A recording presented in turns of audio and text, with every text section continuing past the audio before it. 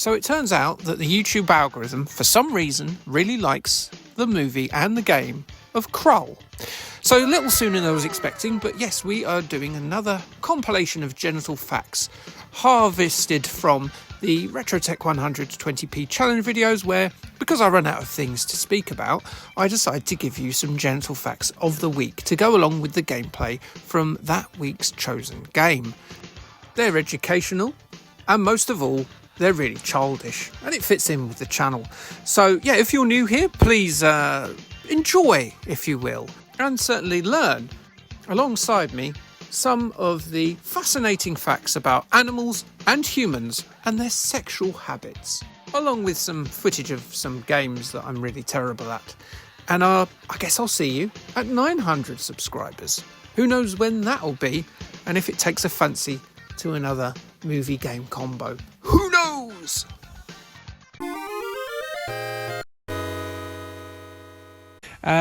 So a really easy genital fact to go for, because we haven't talked about this before, but for a game known for its physics of the milkers, first continue down by the way,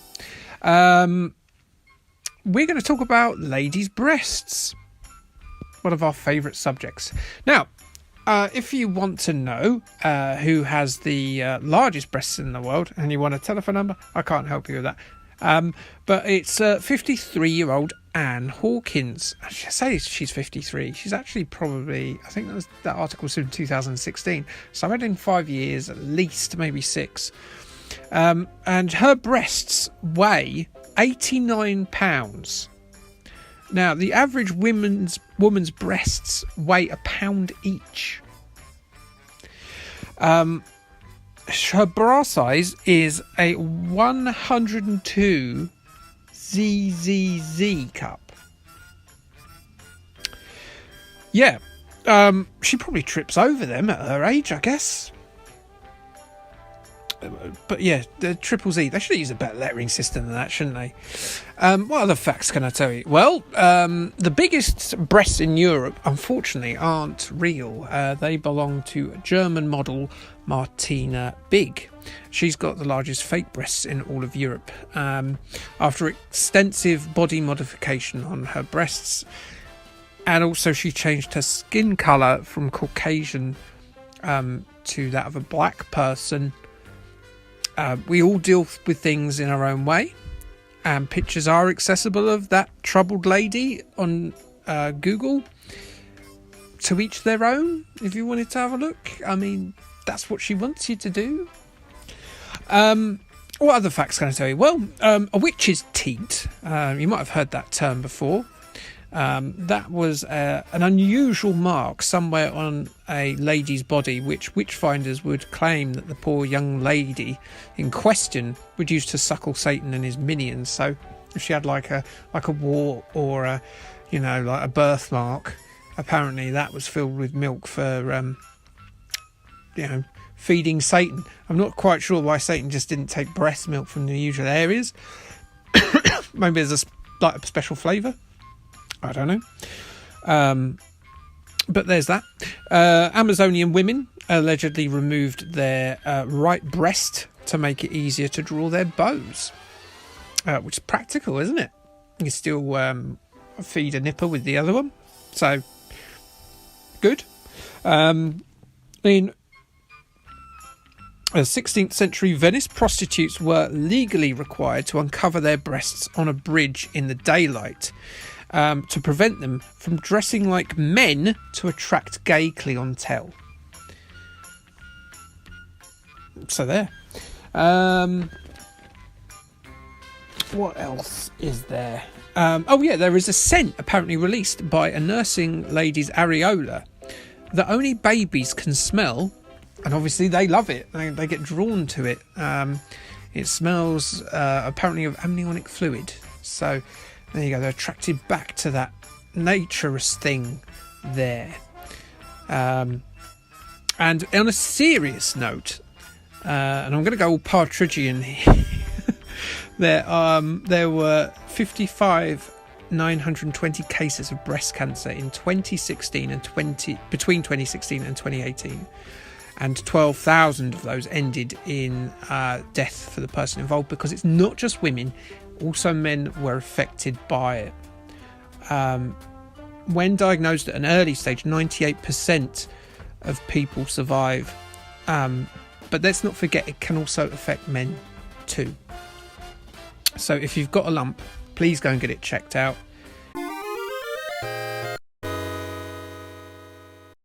Now on to the genitals.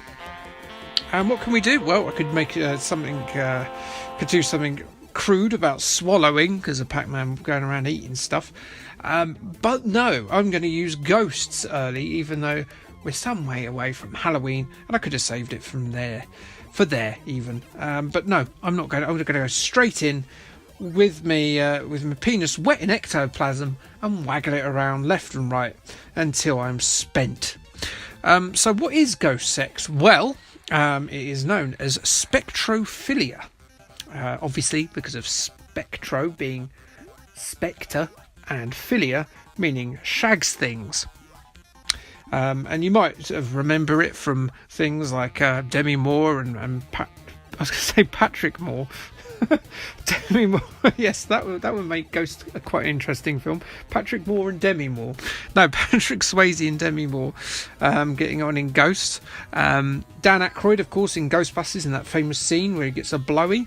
And I don't know, I guess there's the bit with Casper and Christina Ricci in Casper, but they're like 8 or something.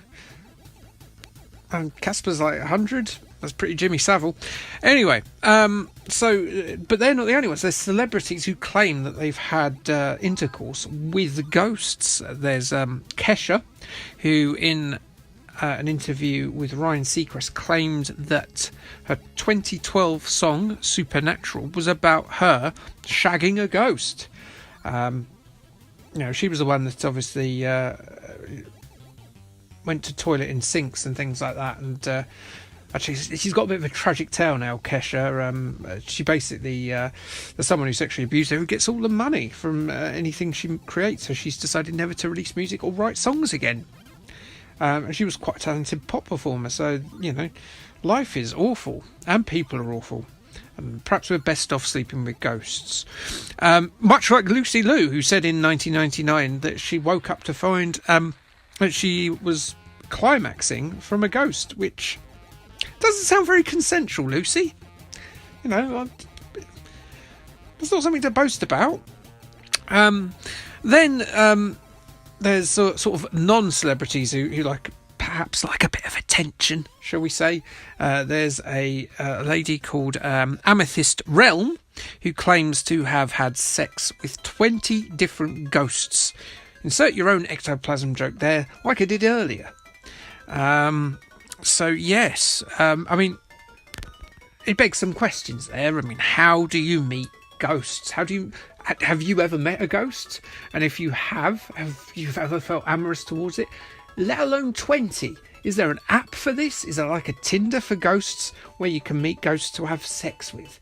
How did this girl, Amethyst, she's got one of those names that suggests, that might not be her real name and is a bit, spooky, ghost first credit down. But I don't know, or did she just sort of walk around the most haunted village in the country, which I think is Pluckley in Kent, with a flange hanging out? Who knows? But it doesn't seem that this is a very likely tale. But she is not the only person. In fact, she, much like this other person, is planning to marry someone. She's planning to marry a poltergeist.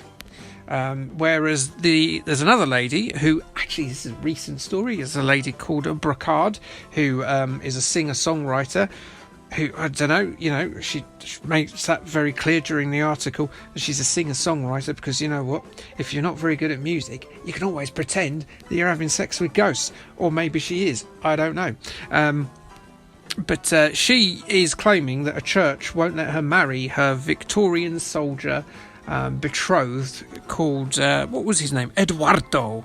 He's even got one of those names. He sounds like he's already having sex with other people, perhaps supernatural, or maybe of a attention-seeking songwriter persuasion. I don't know. He seems to have a type. Is all I'm saying.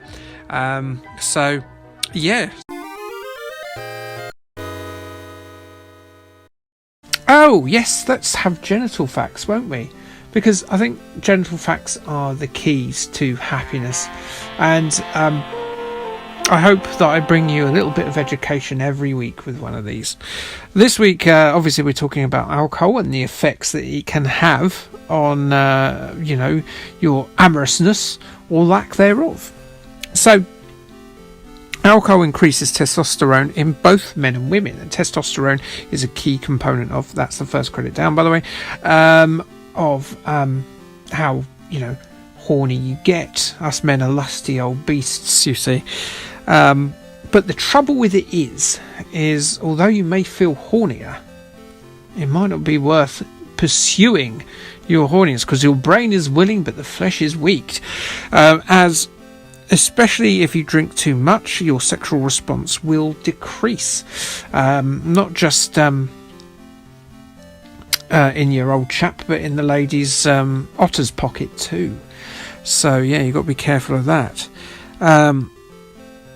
Orgasms are also harder to reach, and more risks will be taken. You may find you have more courage to get it all up in someone's knicker box, but you might also find that there's the danger of you sleeping with someone you wouldn't normally find attractive, and then that person will of course take any hutched animals you have outside and put them on a pot in some boiling water, a la Fatal Attraction. When was the last time you thought about Fatal Attraction?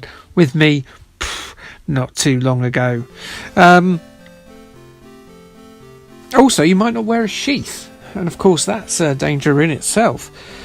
If you don't wear a sheath, you could end up having a babber, or having something that itches very unpleasantly, or perhaps dying from your genitals upwards, rotting, like sort of like the tail of an old potato or something. You don't want that. Don't do that. Also, sexual consent becomes a bit of a grey area, and this is an important lesson for you boys and girls. By law, both parties should agree by choice and have the freedom and capacity to make that choice, meaning if you sleep with someone while you're drunk, and while they're drunk, more importantly, you could end up getting yourself in a world of legal hurt. And also, it's not very nice, is it? The genital fact of the week. Now, the genital fact of the week, I've decided to go into a scientific field, if you want. I've gone for I'm going to say that properly. If you're going to be a scientist, you've got to pronounce words correctly. It's teratophilia. So teratophilia is sexual attraction to either monsters or deformed people, such as Anne Widdecombe. It's Greek, so terato is monster, and philia, you know about that one. It's love things, I don't think Jimmy Savile particularly loved children as so much as wanted to use them, but in this instance we're using philia in the term of shag. So it is clarified as a paraphilia, which is another word for perversion, although I'm told philiac women suggest it isn't actually a perversion, it's an escapist fantasy, which means that they can fancy the masculine nature of the monster without being attracted to men, because men are bad but monsters are okay. Anyway, enough of that. That's nonsense, because wanting to bang a monster is no different from, say, someone not too far from here, like warming up a watermelon, putting a hole in it and pretending it's peak era Danny Bear. I'm not saying I've done that. Recently. I've got no shame. I should have shame. A subcategory is acro...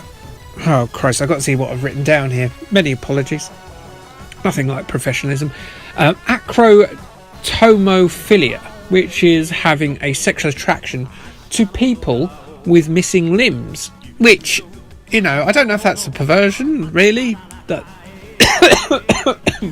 I think it says more about people classifying these paraphilias. The subcategory of fancying monsters is fancying people who've got a limb off. I mean, you're suggesting that disabled people are monsters? Paraphiliac definers? Bit off. It's probably someone on Wikipedia being a dick and hating on disabled people. I don't know. But yeah, I guess Paul McCartney's one of them then. You know, Heather Mills. Not saying anything wrong with that. There's nothing wrong with being attracted to people with limbs off. I'm going to dig myself out at some point. Right. And another paraphilia associated with teratophilia, I can't even say the stuff I've written down, which is terrible, is exophilia, which is about people who watched E.T. and went, "Oh, hello there. Hello, Mr. E.T. Let me see what you can do with your magic healing finger up my mimsy." Yeah, people that fancy aliens, which, you know, if you're into that, sorry, you know, the nearest the nearest star is 27,000 miles away. You might be waiting a while. Yeah. Anyway, maybe I'll concentrate on exophilia in a different video. Maybe that's a forthcomer. So there was also, it's sort of loosely connected to the subject, but there's rumours of a sex act being hidden in the closing scenes of Pixar's Monsters, Inc. But I'm not buying that, and nor should you. The Dick Castle on the Little Mermaid VHS, yes, that did exist. That was a penis-shaped castle, and the fact that it is not on the DVD release lets me know that they definitely realised that that was a penis on that castle. That existed. The new silhouette in Rescuers, that was a thing. I've seen it with my own eyes. But this, the sex act in the closing scene of Monsters Inc. isn't a real thing, and neither is the sex stardust in Lion King. They actually said SFX. So mind out the gutter. They're not trying to force sex into your children. Again, going back to Jimmy Savile. Yes. You're not going to stick around for that. You're going to stick around for the genital facts of the week. Now, usually it is related to this game, or the game I'm playing. And I could do dragons, couldn't I? Except they're not real. So I've gone for the act that the dragons perform most frequently, which is they blow. Yes, this week we're talking about oral sex. I'm going to give you some fine facts about oral sex. Number one, fellatio is the Latin word for suck. If you went up to Jacob Rees-Mogg, the Tory MP who's well known for speaking Latin, and you said, "Can I do a fellatio in front of you?" He might perfectly innocently think that you're just going to lick a lolly, as he extorts loads of money and ferries it out the country, potentially to Russian people. But don't say anything about that. Anyway, in Egypt, the goddess, and this is a funny one, in Egyptian mythology, the goddess Isis revived Osiris. Yes, in Egyptian mythology, the goddess Isis revived Osiris. Is that his name? I don't know. By sucking his old chap. That was her brother.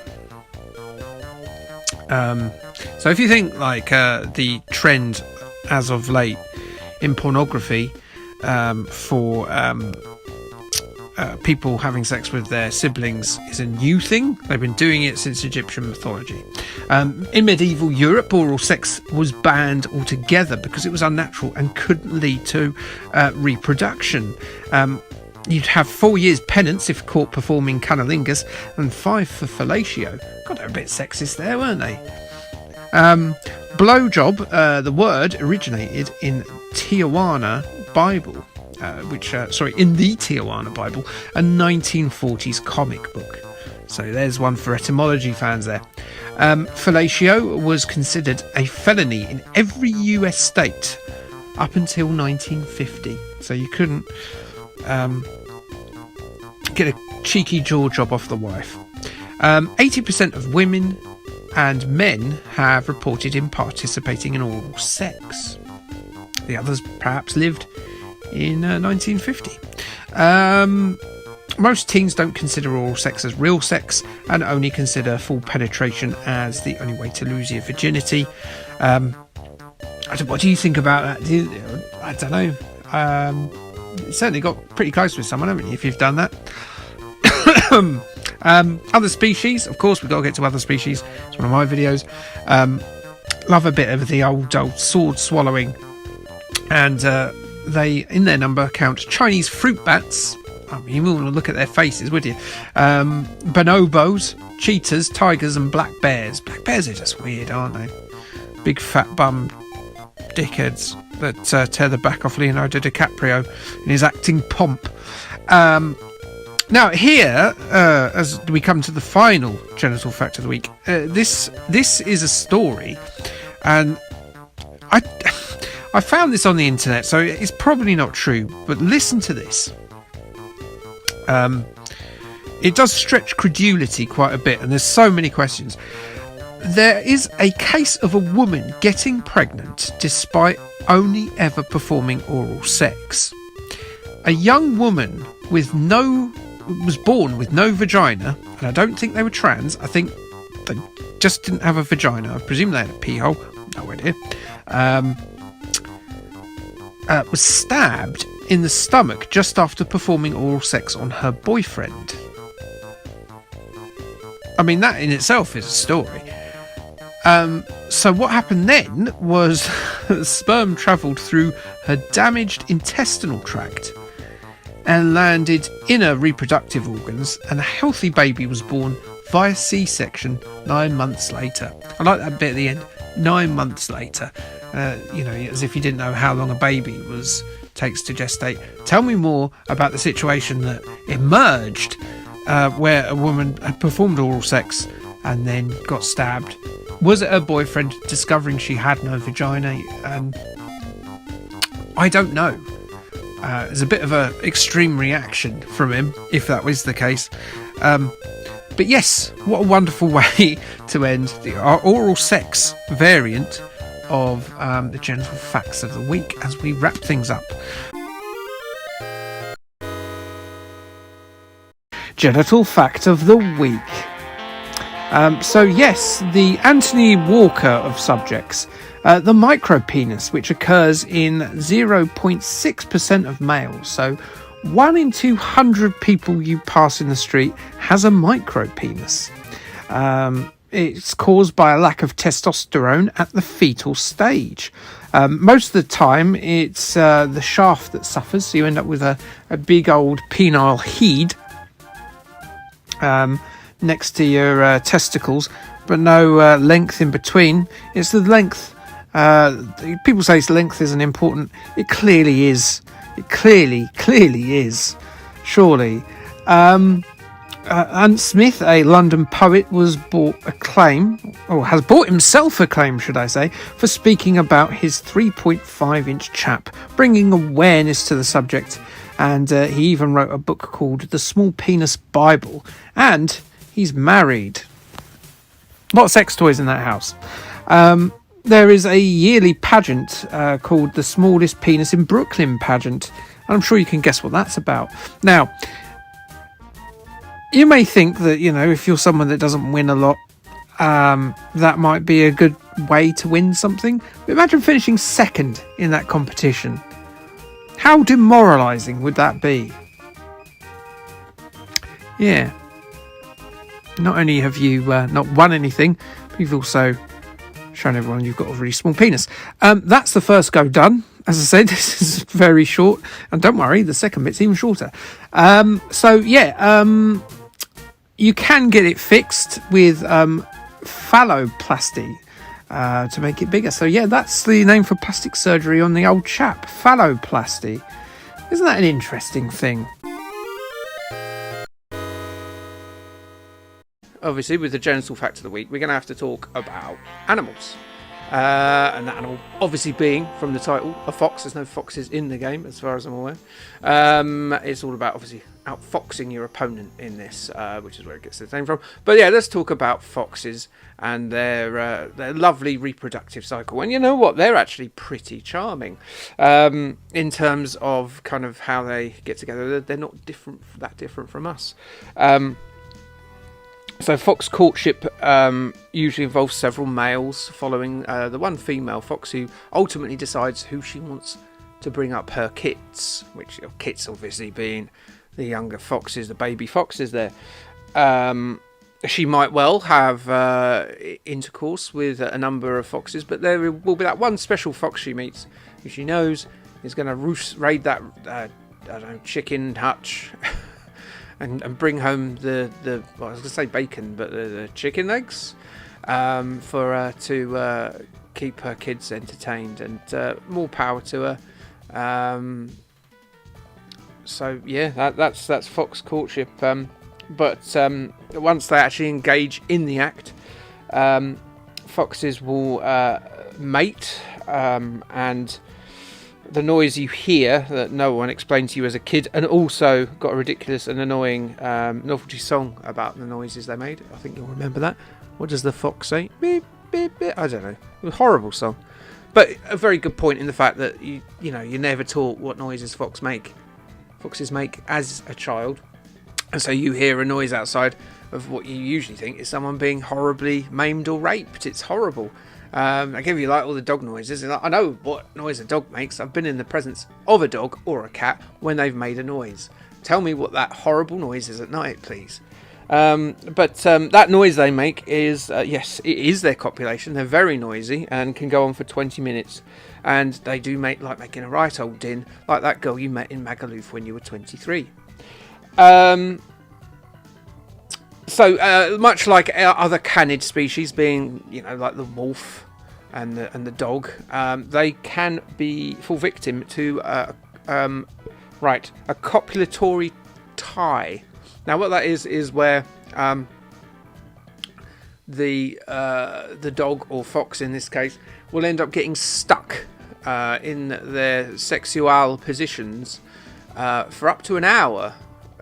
Which I guess explains why they end up mating for life, because obviously if your genitals are stuck in the genitals of someone you've just had sex with, you've got to bring up a bit of conversation. Maybe you find out you get on, you've got a bit of camaraderie there. Maybe you talk about your hopes and dreams and end up mating for life with the person you're stuck inside for an hour. It's all like being stuck in a lift, but a bit more naked and with part of you inside someone else.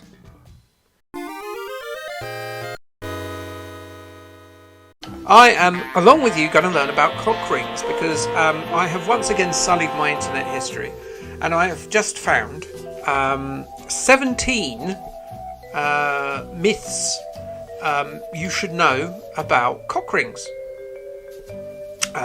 Which, if you're a gentleman, as you are probably of a certain age, you may at one point find that little Herbert doesn't stand up anymore, and you've got a choice of either going to get some Viagra from Boots, where you have to speak to somebody. I know this because I worked in Boots, and I had many awkward conversations with gentlemen who came in thinking they could just come up to the counter and buy some, and then found out that they had to speak to a pharmacist. And I hope I served them well and didn't make them feel too embarrassed. Because that's my online personality, is to make people feel embarrassed, which I'm about to do. So I'm going to pick out some highlights from this. So, will a cock ring make your penis fall off? Though it is technically possible, it is highly unlikely. When a cock ring is in place, it reduces the amount of blood flow out of the penis and scrotum. This can put a lot of pressure on the skin in and around the penis. If the ring is left on too long, it can result in cellular damage, in extremely rare cases resulting from extreme days on end scenarios. And why would you wear that for that long? The damage may be permanent. It can get stuck on your penis. Again, this is technically possible, but again, is very highly unlikely. If the penis drives you, If the penis ring you use is too small, it may become too tight when you're erect. That's why it's important to find the size that's right for you.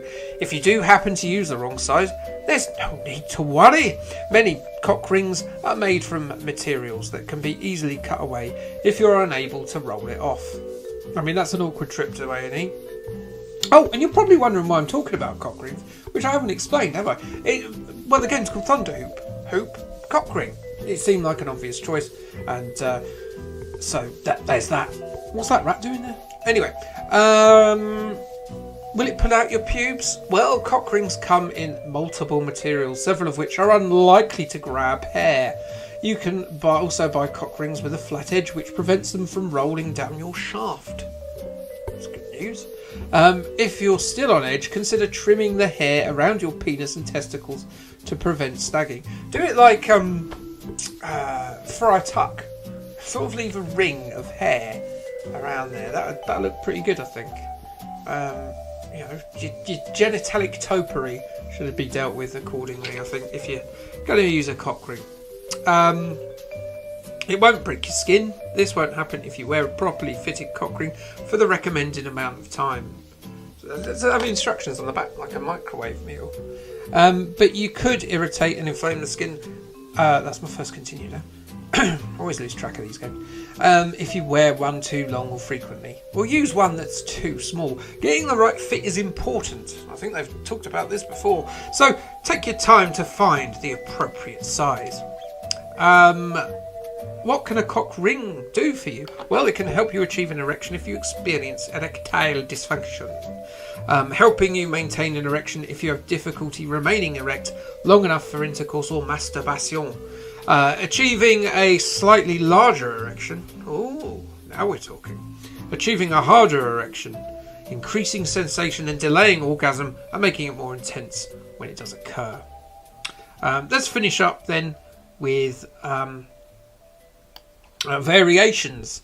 So apparently you can get add-ons like your Jake Rockwell from the Centurions. Fantastic.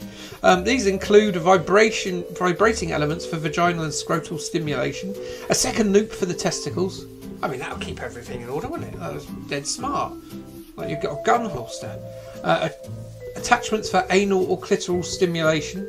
I hope they make a nice like clunk click bolting noise, like they do in like when Arnie's putting his gun together in a movie. That'd be cool. Or ribbed or dotted texture for stimulation. There you go. So who knew there was that many things about cock rings? And once again, my internet history suffers, so yours doesn't have to. But we've all learned something today.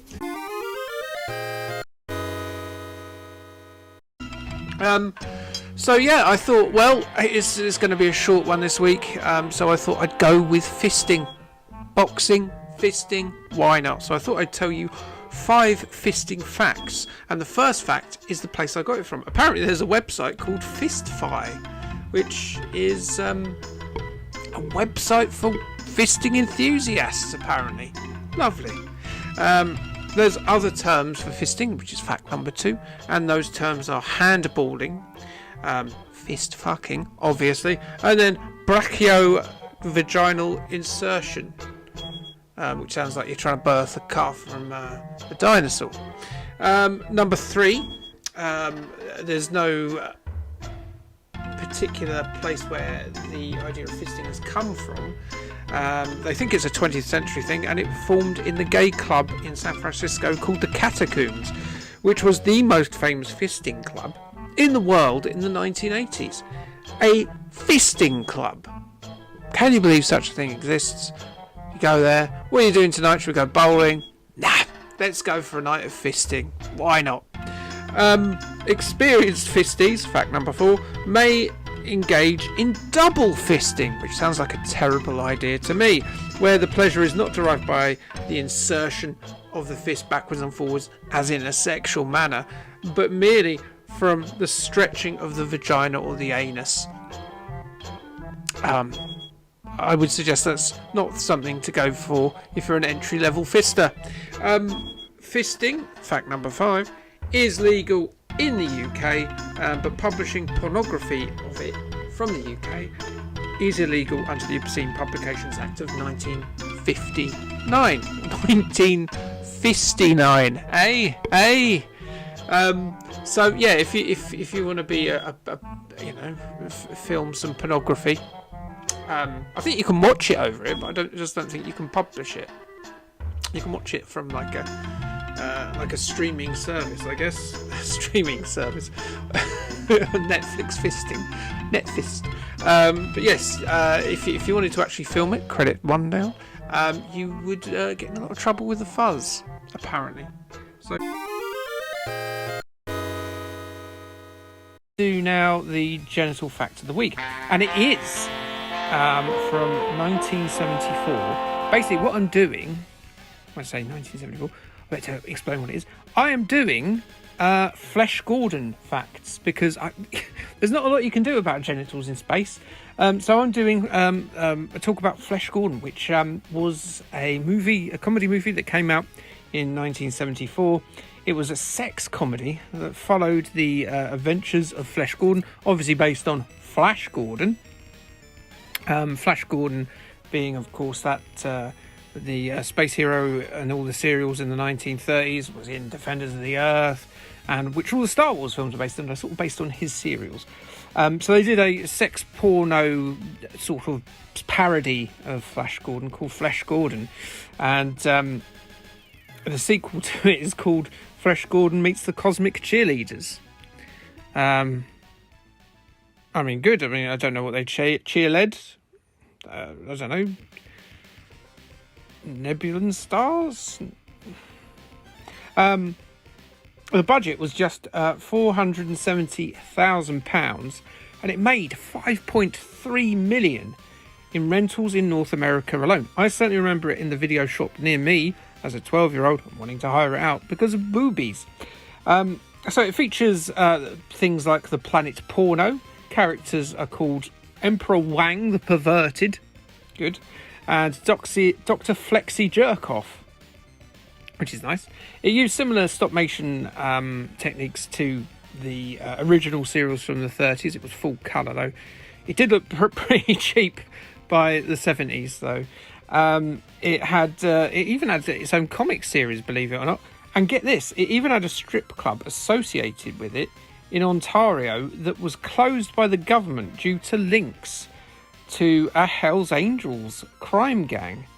It was originally X-rated, but some sex scenes were cut, so it ended up as an R rating so more people could see it at the cinema. And when it eventually came out on VHS a few years later, it got the collector's edition with all the sexy scenes restored. So that is the genital fact of the week.